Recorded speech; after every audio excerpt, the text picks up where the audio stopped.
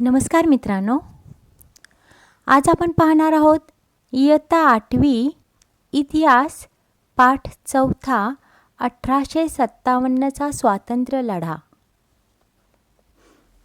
1857 साली इंग्रज सत्तेला हादरवून टाकणारा मोठा लढा भारतात झाला. हा लढा काही अचानक उद्भवला नाही, तर त्यापूर्वी भारतात इंग्रजांविरुद्ध अनेक लढे झाले होते. 1857च्या लढ्याची व्याप्ती आणि त्यामागची भूमिका लक्षात घेऊन स्वातंत्र्यवीर सावरकरांनी ज्या पुस्तकातून ही मांडणी केली त्या 1857चे स्वातंत्र्य समर या पुस्तकाने पुढे अनेक क्रांतिकारकांना ब्रिटिशांविरुद्ध लढण्याची प्रेरणा दिली. बघा आता 1857 साली काय झाले, इंग्रजी सत्तेला हादरवून टाकणारा एक मोठा लढा भारतात झाला.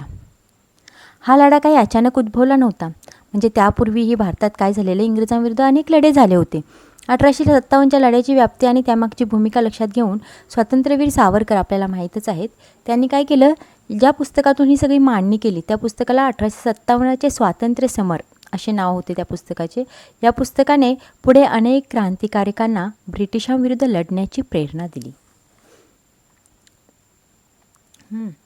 आता आपण पाहूया 1857 पूर्वीचे लढे पाहूयात. अगोदर भारतात ज्या ज्या भागात इंग्रजांची सत्ता स्थापन झाली तेथील लोकांना इंग्रज शासनाचे दुष्परिणाम भोगावे लागले. कंपनीच्या सत्तेमुळे आपले सर्व स्तरातून शोषण होत आहे याची जाणीव भारतीयांच्या मनात निर्माण होऊ लागली. आपण मागील पाठामध्ये पाहिलंच, इंग्रजांच्या सत्तेने कसे आपल्या शेतकऱ्यांचे वगैरे शोषण केले हे आपण पाहिलेच आहे.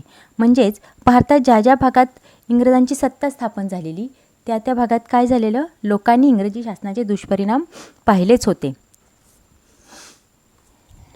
कंपनीच्या सत्तेमुळे आपले सर्व स्तरातून शोषण होत आहे याची जाणीव भारतीयांच्या मनात निर्माण होऊ लागली आणि या सत्तेविरुद्ध असंतोषही वाढतच गेला.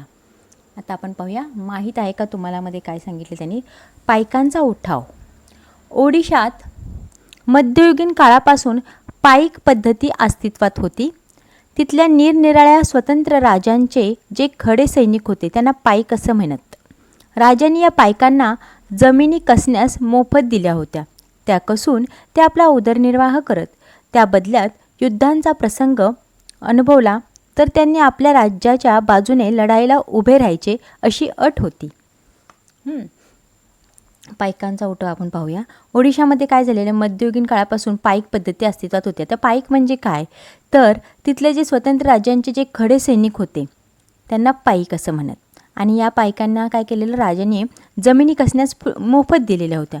मग त्या कसून म्हणजे जमिनीत का उत्पादन करून ते आपले उदरनिर्वाह करायचं, म्हणजे आपले कुटुंब चालवत होते. मग त्या बदल्यात काय करायचं त्यांनी, तर समजा युद्धाचा प्रसंग उद्भवला तर ज्या राजांनी आपल्याला जमिनी वगैरे कसायला दिलेल्या आहेत त्या राज्याच्या बाजूनं उभं राहायचं, लढायला युद्धाला ते उभं राहायचं अशी त्यावेळी अट होती. इसवी सन 1803 इंग्रजांनी ओडिशा जिंकून घेतले. इंग्रजांनी पाईकांच्या वंशपरंपरागत जमिनी काढून घेतल्या, त्यामुळे पाईक संतापले. तसेच इंग्रजांनी लावलेल्या करामुळे मिठाच्या किमतीत वाढ होऊन सामान्य लोकांचे जीवन असह्य झाले. याचा परिणाम इसवी सन 1817 इंग्रजांविरुद्ध पाईकांनी सशस्त्र उठाव केला आणि या उठावाचे नेतृत्व बक्षी जगनबंधू विद्याधर यांनी केले. 1803 काय झालं, इंग्रजांनी ओडिशा जिंकून घेतलं. मग इंग्रजांनी ओडिशा जिंकून घेतल्यानंतर त्यांनी काय केलं, जे पाईक सैनिक होते त्यांचे वंशपरंपरागत जमिनी ज्या दिल्या होत्या, म्हणजे राजा राजवाड्यांनी त्यांना जे जमिनी दिल्या होत्या त्या काढून घेतल्या. आता इंग्रजांनी ओडिशा जिंकल्यानंतर इंग्रजांचेच राज्य ओडिशावरती होते, त्यामुळे इंग्रज म्हणतील तसंच होत होतं. त्यामुळे त्या काय केलं, त्यांनी पहिल्यांदा पाईकांच्या ज्या वंशपरंपरागत जमिनी आल्या होत्या त्या त्यांच्याकडून काढून घेतल्या. त्यामुळे काय झालं, पाईक संतापले, कारण त्यांचे ते उदरनिर्वाहाचं साधन होतं आणि तेच इंग्रजांनी काढून घेतलं. त्यामुळे पाईक सैनिक जे होते ते संतापले. मग त्यांनी काय केलं, इंग्रजांनी लावलेल्या करामुळे मिठाच्या किमतीत वाढ होऊन सामान्य लोकांचे जीवन असह्य झाले. इंग्रजांनी जे कर लावले त्यामध्ये त्या करामध्ये काय झालं, मिठाच्या किमती वाढल्या. आता मीठ तर कसं आहे, जीवनावश्यकच आहे. मिठाशिवाय कुठलाही पदार्थाला काही चवच लागत नाही आणि त्याच्यावरतीच इंग्रजांनी कर लावला. त्यामुळे काय झालं, त्याचा परिणाम काय झाला तर सामान्य लोकांचे जीवन असह्य झालं. मग याचा परिणाम म्हणून 1817मध्ये इंग्रजांविरुद्ध पाईकांनी सशस्त्र उठाव केला. जे पाईक सैनिक होते त्यांनी काय केलं, इंग्रजांविरुद्ध उठाव केला आणि या उठावाचे नेतृत्व बक्षी जगनबंधू विद्याधर यांनी केलेलं. त्यावेळी पाईकांचा जो उठाव झाला त्यामध्ये बक्षी जगनबंधू यांनी विद्याधर यांनी हे त्या उठावाचे नेतृत्व केले होते. शेतकरी आणि सामान्य जनता कंपनी सरकारच्या काळात कंगाल झाली. इंग्रजांच्या शोषणामुळे काय झालेलं, शेतकरी आणि जी सामान्य जनता होती ती सरकारच्या काळात कशी झालेली, कंगाल झालेली. कंगाल म्हणजे गरीब झालेली. अशातच 1770मध्ये बंगाल प्रांतात मोठा दुष्काळ पडला. बघा, अगोदर शेतकरी आणि सामान्य जनता कशी कंगाल झालेली इंग्रजांच्या शोषणामुळे आणि त्याच्यातच काय झालेले 1770मध्ये बंगालमध्ये फार मोठा दुष्काळ पडला. इंग्रजी राज्यकर्त्यांचे जनतेशी वर्तन मात्र उदासीन आणि संवेदनशून्य राहिले. म्हणजे ह्या दुष्काळातही इंग्रज लोक जनतेला त्रास देतच होते, त्यामुळे त्यांचे वर्तन कसं होतं, उदासीन होतं आणि शून्य होतं. म्हणजे त्यांना लोकांच्याबद्दल काही वाटतच नव्हतं. लोक एवढ्या संकटात आहेत, दुष्काळ पडला आहे, आधीच गरिबी आहे, तर इंग्रजांना त्याच्याबद्दल काही वाटतच नव्हतं. मग सन 1763 ते 1857 या काळात बंगालमध्ये प्रथम संन्याशाच्या आणि नंतर फकीरांच्या नेतृत्वाखाली शेतकऱ्यांनी लढे दिले. असेच लढे गुजरात, राजस्थान, महाराष्ट्र आणि दक्षिण भारतातही झाले. मग त्यावेळी काय झालं, सन 1763 आणि 1857 या काळामध्ये काय झालं, बंगालमध्ये प्रथम संन्याशाच्या आणि त्यानंतर फकीरांच्या म्हणजे त्यांचं नेतृत्व स्वीकारून शेतकऱ्यांनी काय केलं, लढे दिले. आणि हे असे सगळे लढे कुठे, गुजरात, राजस्थान, महाराष्ट्र आणि दक्षिण भारतातही झाले. आता आपण पाहूया, इथे आपल्याला उमाजी नाईकांचा फोटो दाखवला आहे. उमाजी नाईक यांनी दिलेला लढाई असाच उग्र होता.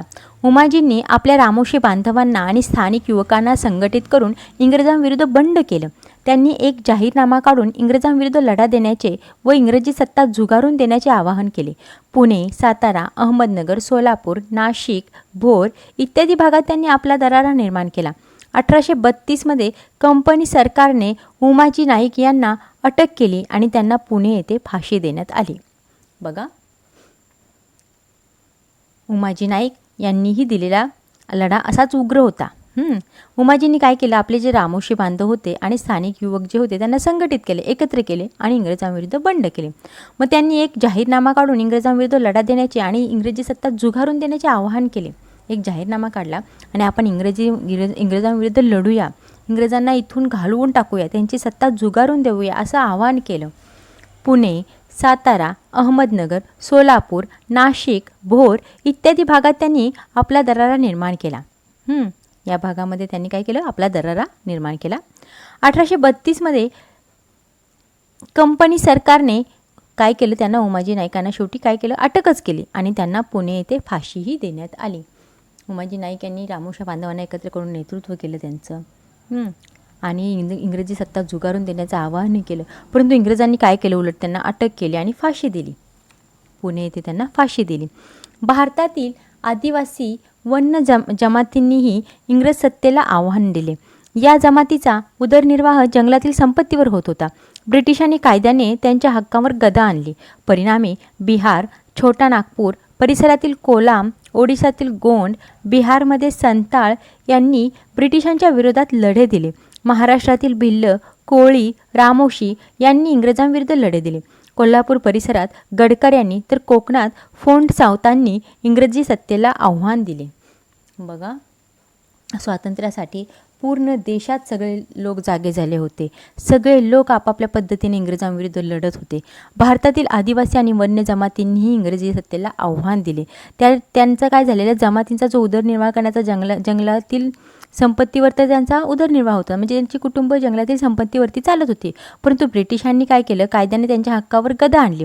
परिणामी बिहार, छोटा नागपूर परिसरातील कोलाम, ओडिशातील गोंड, बिहारमध्ये संताळ यांनी ब्रिटिशांच्या विरोधात लढे दिले. महाराष्ट्रातील भिल्ल, कोळी, रामोशी यांनीही इंग्रजांविरुद्ध लढे दिले. कोल्हापूर परिसरातील गडकर यांनी तर कोकणात फोंड सावतांनी इंग्रजी सत्तेला आव्हान दिले. मग 1857 सालापूर्वी देशाच्या निरनिराळ्या भागात काही जमीनदार आणि राजेरजवाड्यांनीही लढे दिले. ईस्ट इंडिया कंपनीच्या फौजेत अनेक भारतीय सैनिक होते. कंपनीकडून त्यांना दुजाभावाची वागणूक दिली जात असे. त्यांचे वेतन आणि भत्ते इंग्रजी सैनिकांच्या तुलनेत अत्यंत अल्प होते. 1806 साली वेल्लोर येथे, 1824 साली बराकपूरच्या उठावाने उग्ररूप धारण केले होते. आता इंग्रजांची ती ईस्ट इंडिया कंपनी होती, त्या फौजेमध्ये काय झालेलं, अनेक भारतीय सैनिक होते. परंतु काय झालेलं, ते लोक काय करायचे, भारतीय सैनिकांना दुजाभावाची वागणूक द्यायची आणि त्यांचं वेतन म्हणजे त्यांना कमी पगार द्यायचे, कमी भत्ते द्यायचे. इंग्रजी सैनिकांच्या तुलनेमध्ये त्यांना कमी वेतन दिले जायचे.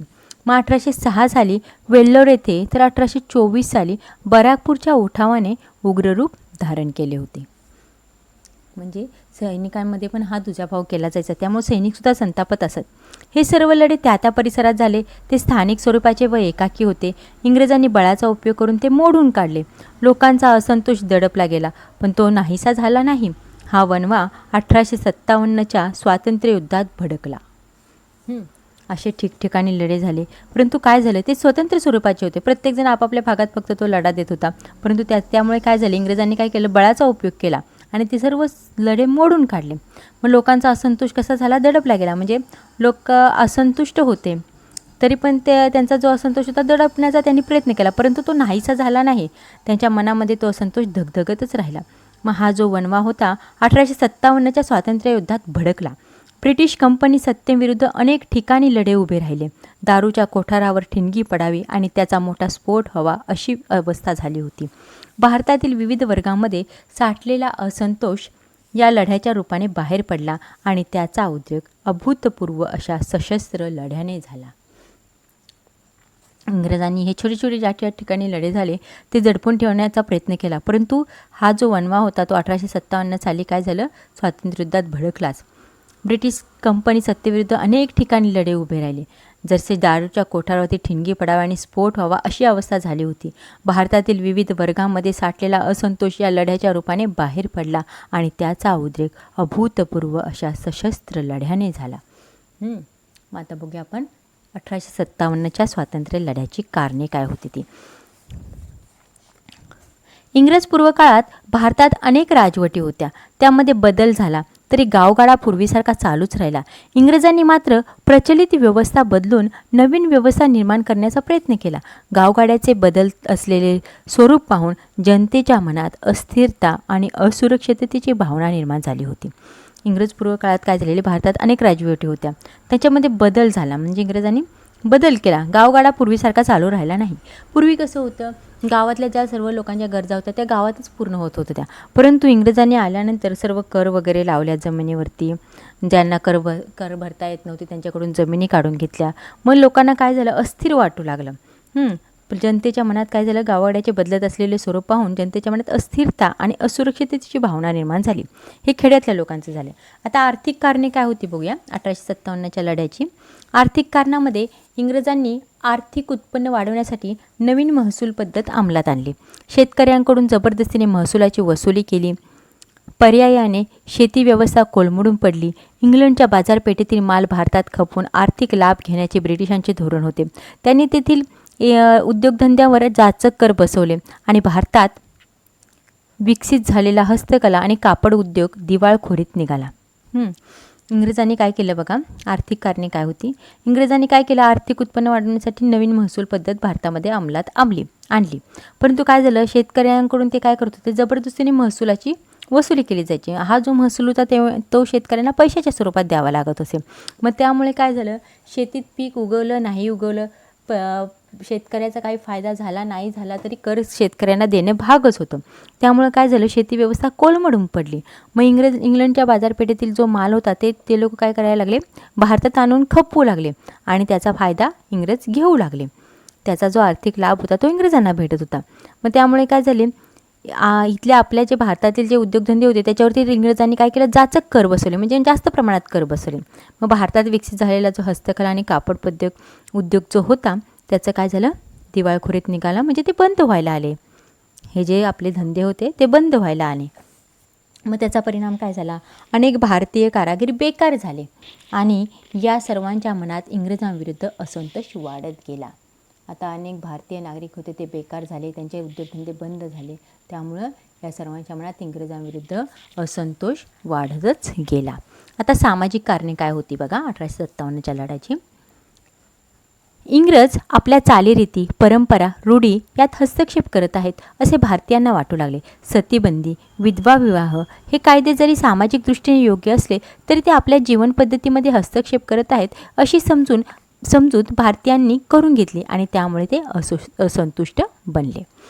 आता आपल्या भारतामध्ये माहीतच आहे तुम्हाला, परंपरांकात भरपूर अशा चालीरीती चालत आतात. रूढी, परंपरा हा पूर्वीपासून आपल्याकडे भरपूर प्रमाणात काही चालत आलेला आहे. पण इंग्रजांनी काय केलं, त्याच्यामध्ये हस्तक्षेप करायला सुरुवात केली. त्यांनी सुरुवातीला काय केलं, सतीबंदी कायदा आणला. विधवा विवाह हे कायदे हे जरी समाजाच्या दृष्टीने योग्य असले तरी येथील जे लोक होते भारतातील, त्यांना ते काही पटत नव्हतं म्हणजे त्यांचं असं म्हणणं होतं की आपल्या ह्याच्यामध्ये पारंपरिक रूढी परंपरा आहे, त्याच्यामध्ये इंग्रजांनी हस्तक्षेप का करावा असं त्यांना वाटत होतं. म्हणून त्यांची काय झाली, समजूत झाली आपल्या जीवन पद्धतीमध्ये इंग्रज हस्तक्षेप करत आहेत अशी समजूत भारतीयांनी करून घेतली आणि त्यामुळे ते असंतुष्ट बनले. आता राजकीय कारणं काय होती बघूया 1857च्या उठावाची. 1757 पासून इंग्रजांनी अनेक भारतीय राज्ये ताब्यात घेतली होती. पुढे डलहौसीने अनेक संस्थाने विविध कारणांनी खालसा केली. गैरकारभाराचे निमित्त पुढे करून अयोध्येच्या नवाबाला पदच्युत केले. तर सातारा, नागपूर, झाशी ही संस्थाने तेथील राजाचा दत्तक पुत्राचा वारसा हक्क नामंजूर करून खालसा केली. डलहौसीच्या या धोरणाने भारतीयांमध्ये अविश्वासाचे वातावरण वाढत गेले. राजकीय कारणे बघा, 1757 पासून काय झालं, इंग्रजांनी काय केलं, अनेक भारतीय राज्ये ताब्यात घेतली होती. मग पुढे डलहौसीने काय केलं, अनेक संस्थाने विविध कारणांनी खालसा केली. म्हणजे काहीतरी कारणं काढायचं आणि ते संस्थान खालसा करून टाकायचं. गैरकारभाराचे निमित्त, गैरकारभार म्हणजे येथील लोकांना कारभार करता येत नाही, येथील राजाला कारभार व्यवस्थित करता येत नाही असं सांगून त्यांनी काय केलं, अयोध्येच्या नवाबाला पदच्युत केले. आणि नंतर सातारा, नागपूर, झाशी ही संस्थाने तेथील राजाचा दत्तकपुत्राचा वारसा हक्क नामंजूर करून, म्हणजे दत्तकपुत्र चालणार नाही, वारसा हक्क जो आहे दत्तकपुत्राला मिळणार नाही असं सांगून ते राज्य खालसा केली. डलहौसीच्या या धोरणाने भारतीयामध्ये अविश्वासाचे वातावरण वाढत गेले. ही राजकीय कारणे होती 1857च्या लढ्यासाठीची. आता हिंदी सैनिकातील असंतोष. हिंदी सैनिकांना इंग्रज अधिकारी तुच्छतेने वागवत. सैन्यात सुभेदारापेक्षा वरचे पद त्यांना दिले जात नसे. गोऱ्या सैनिकांपेक्षा त्यांना पगार कमी असे. तसेच त्यांना सुरुवातीला दिले जाणारे भत्तेही इंग्रजांनी हळूहळू कमी केले. अशा अनेक कारणामुळे हिंदी सैनिकात असंतोष वाढतच गेला. ब्रिटिश ईस्ट इंडिया कंपनी काय करायची, तर हिंदी सैनिक आणि त्यांचे जे सैनिक होते इंग्रजी सैनिक यांच्यामध्ये भेदभाव करायचे. हिंदी सैनिकांना त्यांच्यापेक्षा कमी वेतन भत्ते दिले जायचे. त्यामुळे हिंदी सैनिकांना काय इंग्रज अधिकारी अतिशय तुच्छतेने वागवत असत. सैन्यात सुभेदारापेक्षा वरचे पद त्यांना दिले जात नाही, म्हणजे सुभेदारापर्यंतच फक्त हिंदी सैनिकांची नेमणूक केली जात असे.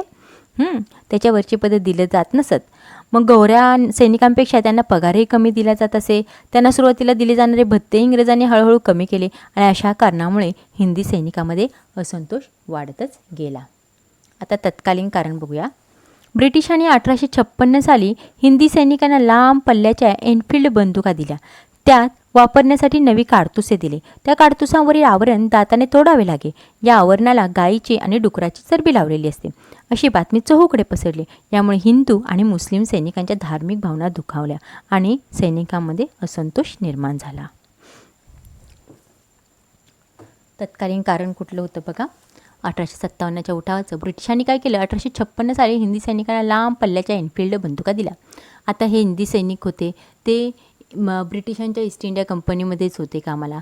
मग त्यामुळे ज्या इंग्रजांकडून ज्या बंदुका दिल्या जायच्या एनफिल्ड बंदुका, त्यात जी नवीन काडतुसे जी म्हणजे त्या गोळ्या ज्या असायच्या बंदुकीच्या त्यालाच म्हणायचे काडतुसे दिली जायची. त्या काडतुसांवरती आवरण जे होते ते दाताने तोडावे लागत असेल. आणि या आवरणाला काय केलं त्यांनी, गायीची आणि डुकराची चरबी लावलेली. आता तुम्हाला माहीतच आहे आपल्याकडे गायीची पूजा केली जाते, गायीला देव मानले जाते आणि त्या गायीच्या कातड्यांपासून त्या काडतुसावरती आवरण बनवलं जायचं आणि ते आता दाताने तोडायचं म्हणजे ते सैनिकांना बरोबर वाटत नव्हतं की ज्याला आपण देव मानतो त्याच्या चरबीचं आपण असं दाताने आवरण तोडून काढायचं, हे काही सैनिकांना पटलं नाही. आणि ते मुस्लिम सैनिकांना पण डुकराची चरबी लावलेलं जे असायचं आवरण ते तताने काढावं लागायचं हे त्यांनाही पटलं नाही. म्हणजे त्यांच्या धार्मिक ज्या भावना होत्या त्या दुखावल्या गेल्या आणि त्यामुळे सैनिकामध्ये असंतोष निर्माण झाला. आता बघा वणवा पेटला कसा. चरबी लावलेली काडतुसे वापरण्यास ज्या सैनिकांनी विरोध केला त्यांच्यावर शिस्तभंगाची कारवाई झाली आणि त्या सैनिकांना जबर शिक्षा करण्यात आल्या. बराकपूरच्या छावणीतील मंगल पांडे यांनी इंग्रज अधिकाऱ्याच्या अन्यायी वृत्तीला विरोध करण्याच्या भावनेने ब्रिटिश अधिकाऱ्यांवर गोळी झाडली आणि मंगल पांडे यांना अटक करून फाशी देण्यात आली. ही बातमी वणव्यासारखी चहूकडे पसरली. मेरठ छावणीतील हिंदी सैनिकांची पूर्ण पलटणच बंड करून उठली आणि सैनिक दिल्लीच्या रोखाने निघाले. वाटेत हजारो नागरिक उत्स्फूर्तपणे त्यांना मिळत गेले आणि 12 मे 1857 रोजी सैनिकांनी दिल्लीचा ताबा घेतला. त्यांनी मुघल बादशाह बहादूर शाह यांच्याकडे लढ्याचे नेतृत्व दिले आणि भारताचा सम्राट म्हणून त्याच्या नावाने द्वाही फिरवण्यात आली. वणवा कसा पेटला.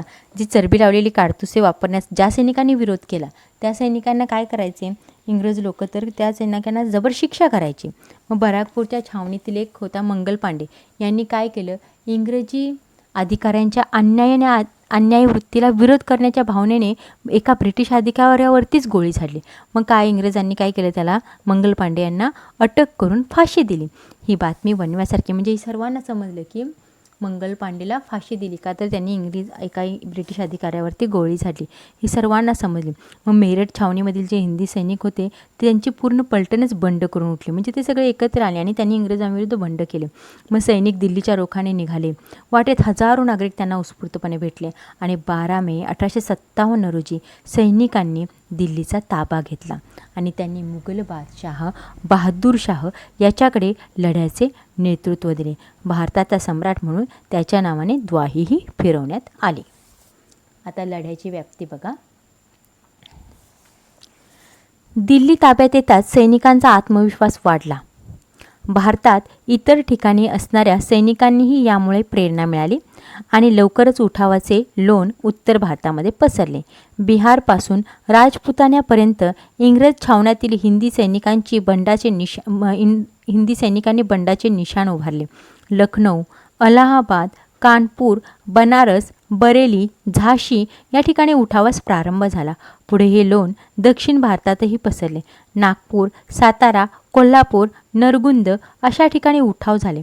सातारा छत्रपतींचे वारसदार शहाजी प्रतापसिंह आणि कारभारी रंगोबापूजी, कोल्हापूरचे चिमासाहेब, नरगुंदचे बाबासाहेब भावे, अहमदनगर जिल्ह्यातील संगमनेरजवळील भागोजी नाईक इत्यादी या लढ्यात अग्रभागी होते. बघा लढ्याची व्याप्ती कशी होती. आता दिल्ली ताब्यात आल्यानंतर काय झालं, सैनिकांचा आत्मविश्वास वाढला. मग भारतात इतर ठिकाणी असणारे अनेक सैनिकही यांना प्रेरणा मिळाली की खरंच आपल्या सैनिकांनी दिल्ली ताब्यात घेतली, म्हणजे काहीतरी होऊ शकतं असं त्यांना वाटू लागलं.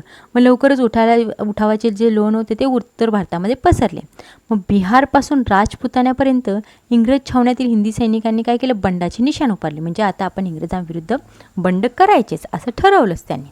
मग लखनौ, अलाहाबाद, कानपूर, बनारस, बरेली, झाशी या ठिकाणी उठावास प्रारंभ झाला. पुढे हे लोण दक्षिण भारतातही पसरले. म्हणजे दक्षिण भारतातही हे उठाव करायचं ठरलं. नागपूर, सातारा, कोल्हापूर, नरगुंद अशा ठिकाणीही उठाव झाले. सातारा छत्रपतींचे वारसदार शहाजी प्रतापसिंह, आपण पाठीमागील पाठात पाहिलंच आहे, त्यांनी छान कार्य पण केले होते. आणि त्यांचे कारभारी रंगोबापूजी, तसेच कोल्हापूरचे चिमासाहेब, नरगुंदचे बाबासाहेब भावे, अहमदनगर जिल्ह्यातील संगमनेर जवळील भागोजी नाईक इत्यादी या लढ्यामध्ये अग्रभागी होते. म्हणजे हे या लढ्याच्या अग्रभागी होते, म्हणजे त्यांनी नेतृत्व केलं होतं या लढ्याचे. नाशिक जिल्ह्यातील पेठ सुरगाण्याच्या राणीसारख्या स्त्रियाही त्यात सामील झाल्या होत्या. 1857 साली खानदेशात कजारसिंग यांच्या नेतृत्वाखाली भिल्लांनी उठाव केला, तर सातपुडा परिसरात शंकराशहांनीही लढ्याचे नेतृत्व केले. खानदेशातील उठावात 400 भिल्ल स्त्रिया सहभागी झाल्या होत्या. बघा या उठावात स्त्रियांनीही सहभाग घेतला होता. सुरगाण्याच्या राणीसारख्या स्त्रियाही त्यात सामील झाल्या होत्या.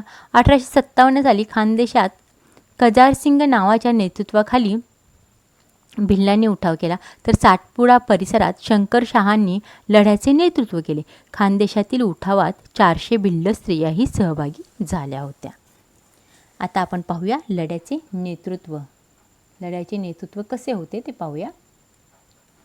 18व्या शतकात मुघल साम्राज्य दुबळे झाल्यानंतर नादिरशाह अब्दालीसारख्या परकीयांनी हिंदुस्थानवर आक्रमण करण्यास सुरुवात केली. 18व्या शतकात काय झालं, मुघल साम्राज्य कसे दुबळे झाले होते. मग त्यानंतर काय झालं, नादिरशाह अब्दालीसारख्या परकीयांनी हिंदुस्थानवरती आक्रमण करायला सुरुवात केली. मुघल साम्राज्य त्यांचा प्रतिकार करू शकत नाही हे लक्षात आल्यावर मराठ्यांनी परकीय आक्रमणापासून हिंदुस्थानच्या रक्षणाची जबाबदारी आपल्या शिरावर घेतली आणि याच भूमिकेतून मराठे अब्दालींविरुद्ध पानिपतावर लढले.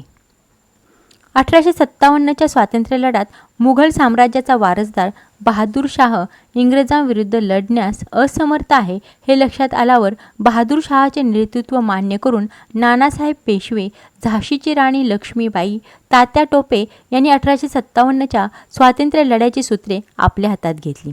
याचाच परिणाम या स्वातंत्र्य लढ्यात हिंदू मुस्लिम बांधवांचे ऐक्य झाल्याचे दिसून येते. मौलवी अहमद उल्ला कुहर सिंग, मुघल सेनापती बख्त खान, बेगम हजरत महल यांनी विविध ठिकाणी उठावाचे नेतृत्व केले. दिल्ली, कानपूर, लखनौ,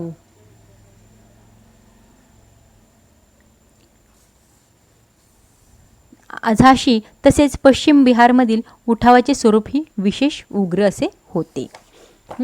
बघा आता लढ्याचे नेतृत्व.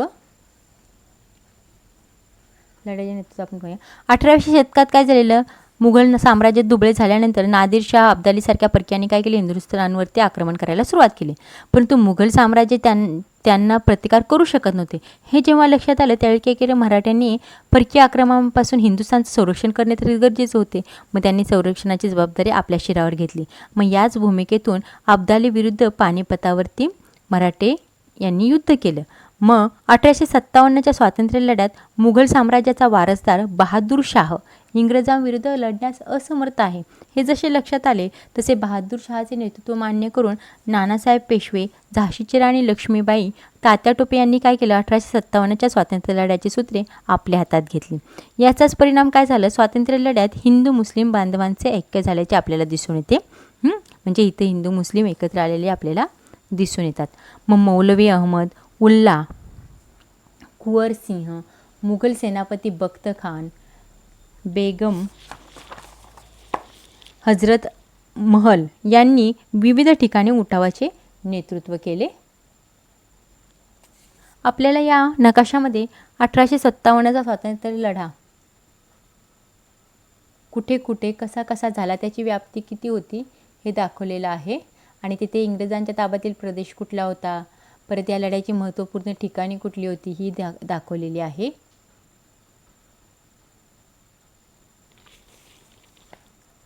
दिल्ली, कानपूर, लखनौ, झाशी तसेच विविध बिहारमधील उठावाचे स्वरूप विशेष उग्र होते. आता आपण बघूया बिमोड. भारतीय इंग्रजांशी प्राणप्राणाने लढले. यामध्ये सैनिक, जमीनदार, राजे, सेनापती आणि जनताही होती. हिंदी सैनिकांच्या नियोजित वेळेपूर्वीच उठाव सुरू झाला. सुरुवातीला हिंदी सैनिकांना यश मिळत गेले, परंतु इंग्रजी सत्तेची सैन्य संख्या आणि प्रशासकीय ताकद मोठी होती. इंग्रजांनी ही उठावाचा बिमोड साम, दाम, दंड, भेद या नीतीप्रमाणे केला. भारतीय इंग्रजांशी कशी प्राणप्राणाने लढले खरे, यात सैनिक होते, जमीनदार होते, राजे, सेनापती, जनताही होती. परंतु हिंदी सैनिकांचं कसं होतं, जी नियोजित वेळ होती त्यापूर्वीच उठाव सुरू झाला. मग सुरुवातीला हिंदी सैनिकांना थोडे यश मिळाले, परंतु काय झालं, इंग्रजी सत्तेची जी सैन्य संख्या होती आणि प्रशासकीय ताकद फार मोठी होती मराठ्यांच्यापेक्षा. मग इंग्रजांनीही काय केलं, उठावाचा बिमोड साम, दाम, दंड, भेद या नीतीप्रमाणे केला. म्हणजे सर्व काही त्याच्यामध्ये इंग्रजांनी टाकलं आणि त्यामुळे त्यांनी काय केलं, उठावाचा बिमोड केला. मग या धक्क्यातून इंग्रजी सत्ता लवकरच सावरली आणि त्यांनी पुढील 6 महिन्यात गेलेली ठिकाणे परत मिळवली.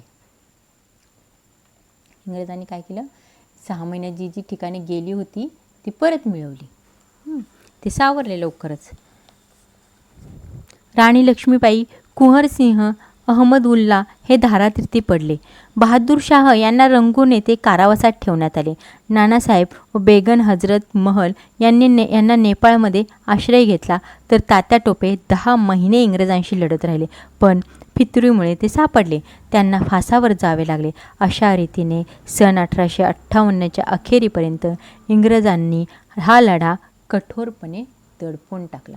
आता शेवटी बघा, इंग्रज ते इंग्रजच होते. त्यांनी काय केलं, 6 महिन्यातच जी ठिकाणे आपल्या भारतीयांनी हिंदी सैनिकांनी लढून जिंकली होती ती ठिकाणी परत मिळवली. मग त्याच्यातच हे नेतृत्व करणारे आपले राणी लक्ष्मीबाई, कुंवर सिंह, अहमदउल्ला हे धारातीर्थी पडले. मग बहादूर शाह यांना काय झालं, रंगून येथे कारावासात ठेवण्यात आले. नानासाहेब आणि बेगम हजरत महल यांनी नेपाळमध्ये आश्रय घेतला, तर तात्या टोपे जे होते 10 महिने एकटे इंग्रजांशी लढत होते, परंतु काय झालं, फितुरीमुळे ते सापडले. कुणीतरी फितुरी केली आणि ते सापडले आणि त्यांना फासावरती जावे लागले. अशा रीतीने सन 1858च्या अखेरीपर्यंत इंग्रजांनी हा लढा कठोरपणे दडपून टाकला. जरी लढ्याची सुरुवात हिंदी सैनिकांच्या असंतोषातून झाली असली तरी पुढे शेतकरी, कारागीर, सामान्य जनता, आदिवासी इंग्रजांच्या विरोधात एकत्र आले. या अन्यायकारी राजवटीचा पाडाव करण्यासाठी सर्व भारतीयांनी हा संग्राम केला. या लढ्यात हिंदू, मुसलमान, विविध जाती जमातींचे लोक मोठ्या ताकदीने उभे राहिले. इंग्रजांचे भारतातून उच्चाटन करणे हे सर्वांचे समान ध्येय होते. या पाठीमागे स्वातंत्र्याची प्रेरणा होती. म्हणूनच या लढ्याला व्यापक राष्ट्रीय स्वरूप प्राप्त झाले. इथे आपल्याला बहादूर शहांचा फोटो दाखवला आहे. म्हणजे ह्या लढ्याची सुरुवात जरी हिंदी सैनिकांच्या असंतोषातून झाली तरी पुढे काय झालं, शेतकरी, कारागीर, सामान्य जनता, आदिवासी इंग्रजांच्या विरोधात एकत्र आले आणि या अन्यायकारी राजवटीचा पाडाव करण्यासाठी सर्व भारतीयांनी हा संग्राम केला. या लढ्यामध्ये हिंदू, मुसलमान, विविध जाती जमातींचे लोक मोठ्या ताकदीने उभे राहिले. इंग्रजांचे भारतातून उच्चाटन करणे हे सर्वांचे सामान्य ध्येय होते आणि या पाठीमागे स्वातंत्र्याचीच प्रेरणा होती. म्हणून या लढ्याला व्यापक राष्ट्रीय स्वरूप प्राप्त झाले होते. आता बघूया लढा अयशस्वी होण्याची कारणे काय होती ती. 1857चा लढा खाली कारणामुळे अयशस्वी झाला. त्यातलं पहिलं कारण होतं, लढ्याचा प्रसार भारतभर झाला नाही. हा लढा संपूर्ण भारतात एकाच वेळी झाला नाही. उत्तर भारतात लढ्याची तीव्रता अधिक होती. उत्तरेकडेही राजपुताना, पंजाब, बंगालचा काही भाग, ईशान्य भारत हे प्रदेश लढ्यापासून अलिप्त राहिले. आपण बघितलं, आपला जो हा 1857चा जो उठाव होता तो भारतात संपूर्ण एकाच वेळी नाही झालेला. इकडे थोडा वेळ झाला, तिकडे झाला, असं थोड्या भागामध्ये झाला होता. मग त्यामुळे काय झालं, इंग्रजांना सावरायला वेळ भेटला ना. मग हा लढा संपूर्ण भारतात एकाच वेळी झाला नाही. उत्तर भारतात त्याची तीव्रता जास्त होती, तर उत्तरेकडेही राजपुताना, पंजाब, बंगालचा काही भाग, ईशान्य भारत हे प्रदेश काय झालं, लढ्यापासून अलिप्त राहिले. म्हणजे त्यांनी लढ्यामध्ये भाग घेतला नाही. नंतर काय झालं बघा, सर्वमान्य नेत्यांचा अभाव. लढ्यात भारतीय पातळीवर इंग्रजांच्या विरोधात सर्वमान्य नेतृत्व निर्माण होऊ शकले नाही. त्यामुळे इंग्रज विरोधात एकसंधपणा आला नाही. नंतर बघा, राजे रजवाड्यांचा पाठिंबाचा अभाव. इंग्रजी सत्तेचा त्रास जसा जनतेला होत होता तसाच संस्थानिकांनाही होत होता. त्यापैकी काही सोडले तर इंग्रजांशी ते एकनिष्ठ राहिले. म्हणजे काही राजे रजवाडे होते त्यांनी काय केलं, ते इंग्रजांशीच एकनिष्ठ राहिले. त्यामुळे ते स्वातंत्र्य संग्रामात सामील झाले नाहीत. मग त्यामुळे राजे रजवाड्यांचा पाठिंबा भेटला नाही. लष्करी डावपेचांचा अभाव. भारतीय सैनिकांकडे शौर्य होते, परंतु योग्य वेळी योग्य डावपेच त्यांना आखता आले नाहीत. दिल्ली जिंकल्यानंतर ती टिकवता आली नाही. तसेच उठावकऱ्यांजवळ पुरेशी शस्त्रास्त्रे नव्हती. इंग्रजांकडे मोठी आर्थिक ताकद, शिस्तबद्ध सैन्य, अद्ययावत शस्त्रास्त्रे व अनुभवी सेनानी होते. दळणवळणाचा ताबा त्यांच्याच हातात असल्यामुळे त्यांच्या हालचाली जलद होत होत्या आणि यामुळेच भारतीय सैनिकांचा त्यांच्यापुढे निभाव लागला नाही. लढाया या केवळ शौर्यावर नाही तर लष्करी डावपेचांनीही जिंकाव्या लागतात. बघा, लष्करी डावपेचांचा अभाव आपल्याकडे होता. भारतीय सैनिक शौर्य होते, म्हणजे आपले जे सैनिक होते ते शूरवीर होते, परंतु काय झाले, योग्य वेळी त्यांना योग्य डावपेच टाकता आले नाहीत. तसेच दिल्ली जिंकल्यानंतर दिल्ली जिंकून त्यांनी घेतली, परंतु त्यांना ते टिकवता आले नाही. तसेच उठावकऱ्यांजवळ आपल्या पुरेशी शस्त्रास्त्रे नव्हती. इंग्रजांकडे काय झालेलं, मोठी आर्थिक ताकद होती, शिस्तबद्ध सैन्य होतं, अद्ययावत शस्त्रास्त्रे होती, अनुभवी सेनानी होते. तसेच त्यांच्याकडे दळणवळणाचा जो ताबा होता तो पूर्ण त्यांच्याकडेच होता. त्यामुळे त्यांना त्यांच्या ज्या हालचाली होत्या त्या जलद होत होत्या आणि यामुळेच भारतीय सैनिकांचा त्यांच्यापुढे निभाव लागला नाही आणि लढाया केवळ शौर्यावर नाही तर लष्करी डावपेचांनीही जिंकाव्या लागतात. आता आंतरराष्ट्रीय परिस्थिती जी होती ती इंग्रजांना अनुकूल होती. इंग्रजांचे रशियाशी सुरू असलेले क्रिमियम युद्ध नुकतेच संपले होते. यामध्ये इंग्रजांचाच विजय झाला होता. जगातील अनेक देशांशी त्यांचा व्यापार होता. इंग्रजांची आरमारी ताकद मोठी होती. या उलट उठावकऱ्यांची परिस्थिती होती, म्हणजे उठावकऱ्या होती जी त्यांच्या विरुद्ध परिस्थिती होती. त्यामुळे काय झालं, आंतरराष्ट्रीय परिस्थिती ही इंग्रजांना अनुकूल होती. त्यामुळे इंग्रजांना हे युद्ध जिंकता आलं. आता ह्या स्वातंत्र्य लढ्याचे परिणाम काय झाले ते पाहूया. ईस्ट इंडिया कंपनीची राजवट संपली. कंपनीच्या सत्तेमुळे भारतीयांच्या असंतोषात भरच पडत गेली व त्यामुळेच इंग्रजी सत्तेपुढे 1857च्या लढ्याचे आव्हान उभे राहिले. याची जाणीव इंग्लंडच्या राणीला झाली. भारतातील इंग्रजी सत्ता कंपनीच्या हाती सुरक्षित नाही असे वाटल्यामुळे 1858 साली ब्रिटिश पार्लमेंटने कायदा करून ईस्ट इंडिया कंपनीची राजवट बरखास्त केली आणि गव्हर्नर जनरल हे पद जाऊन व्हॉइसराय हे पद निर्माण करण्यात आले. लॉर्ड कॅनिंग हा शेवटचा गव्हर्नर जनरल व पहिला व्हॉइसराय ठरला.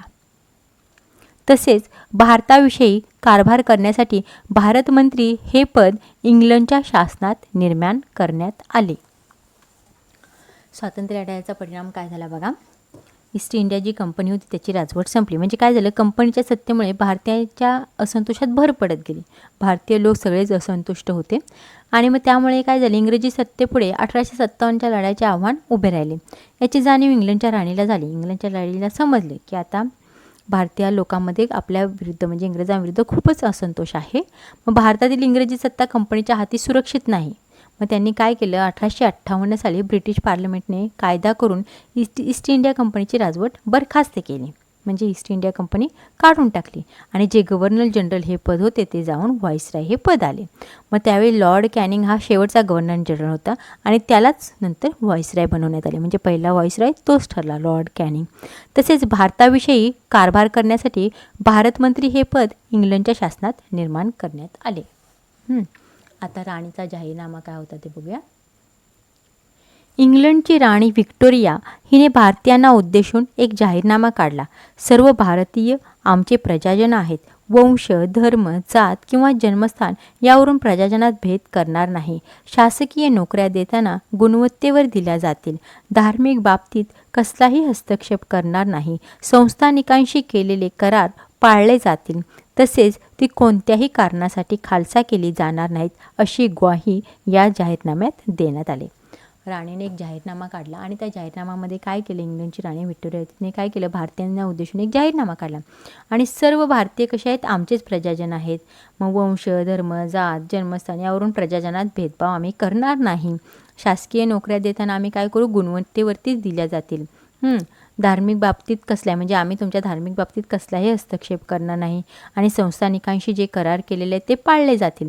आता ते काय इंग्रजांनी संस्थानिकची खालसा केलेली की दत्तक वारस नामंजूर वगैरे करून खालसा केलेली जी संस्थानिक होती तर तिने काय सांगितलं की ती कोणत्याही कारणास्तव खालसा केली जाणार नाहीत अशी ग्वाही या जाहीरनाम्यात देण्यात आली. आता भारतीय लष्कराची पुनर्रचना. लष्करातील इंग्रजी सैन्याचे प्रमाण वाढवण्यात आले. भारतीय लष्कराची पुनर्रचना कशी केली तर लष्करातील इंग्रजी जे सैन्य होतं त्यांचं ते प्रमाण आहे ते वाढवण्यात आलं. महत्त्वाच्या ठिकाणी इंग्रज अधिकाऱ्यांच्या नेमणुका करण्यात आल्या. तोफखाना हा पूर्णपणे इंग्रज अधिकाऱ्यांच्या ताब्यात ठेवण्यात आला. लष्करी तुकड्यांची जातवार विभागणी करण्यात आली. भारतीय सैनिक एकत्र येऊन इंग्रजी सत्तेच्या विरोधात उठाव करणार नाहीत अशी काळजी घेण्यात आली. आता धोरणात्मक बदल काय केले बघा. भारतीयांच्या सामाजिक व धार्मिक बाबतीत हस्तक्षेप न करण्याचे धोरण इंग्रजांनी स्वीकारले. त्याचबरोबर भारतीय समाज सामाजिक दृष्टीने एकसंध होणार नाही, म्हणजे धार्मिक बाबतीत हस्तक्षेप तर करणार नाही हे धोरण इंग्रजांनी स्वीकारलं, परंतु त्याच्यातही काय केलं त्यांनी, भारतीय जो समाज होता तो सामाजिक दृष्टीने एकसंध होणार नाही, म्हणजे एकत्र येणार नाही अशी काळजी त्यांनी घ्यायला सुरुवात केली. भारतामध्ये जात, धर्म, वंश, प्रदेश या कारणावरून नेहमी संघर्ष निर्माण होतील, एकमेकांविषयी भारतीयांची मने कुलुषित होतील, हे धोरण राबवले जाऊ लागले. फोडा आणि राज्य करा हेच इंग्रजी राज्याचे सूत्र राहिले. म्हणजे एकीकडे राणीने जाहीरनामा काढून काय सांगितलं की आम्ही धार्मिक बाबतीत कोणताही हस्तक्षेप करणार नाही, हे धोरण इंग्रजांनी स्वीकारले, परंतु त्याचबरोबर त्यांनी काय केलं, भारतीय समाज सामाजिक दृष्टीने एकसंध होणार नाही अशीही काळजी घेतली, म्हणजे त्यांना एकत्रही येऊन देत नव्हते ते. मग भारतामध्ये जात, धर्म, वंश, प्रदेश या कारणावर नेहमी संघर्ष निर्माण होतील असं ते करतच राहिले आणि एकमेकांविषयी भारतीयांची मने कलुषित होतील असेही धोरण त्यांनी राबवले. फोडा आणि राज्य करा हेच इंग्रजी राज्याचे सूत्र राहिले. म्हणजे इंग्रज कसं करत होते, दोन्ही बाजूनी हे करत होते, लक्ष घालणारेही नाही म्हणत होती आणि लक्ष न घालताच त्यांनी काय केलं, जात, धर्म, वंश, प्रदेश या कारणावरून नेहमी संघर्ष निर्माण होतील अशीच व्यवस्था करून ठेवली होती. 1857च्या स्वातंत्र्य लढ्यामुळे इंग्रजी राज्यसत्तेला संघटित विरोध केला पाहिजे असे भारतीयांना वाटू लागले आणि 1857चा स्वातंत्र्य लढा हा भारताच्या स्वातंत्र्य चळवळीचे प्रेरणास्रोत ठरला. 1857च्या लढ्यामुळे काय झालं, इंग्रजी राज्यसत्तेला कसा संघटित विरोध केला पाहिजे, म्हणजे सगळ्यांनी मिळून विरोध केला पाहिजे असे भारतीयांना वाटू लागले आणि जो 1857चा स्वातंत्र्य लढा हा कसा झाला, सर्व भारतीयांना प्रेरणास्रोतच ठरला. अशा प्रकारे हा आपला पाठ 1857चा स्वातंत्र्य संग्राम आहे, हा 1857चा स्वातंत्र्य लढा हा जो पाठ आहे इथे संपलेला आहे. धन्यवाद.